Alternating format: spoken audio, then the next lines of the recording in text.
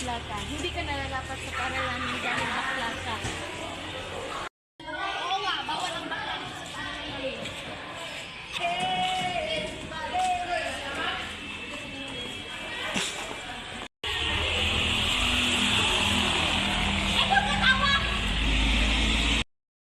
Hoy, anong ginagawa mo sa kaibigan ko?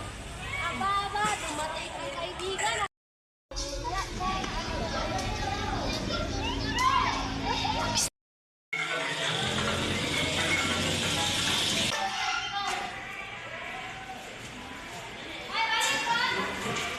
Pag-alala kasi bukas isusunod natin sila sa guidance.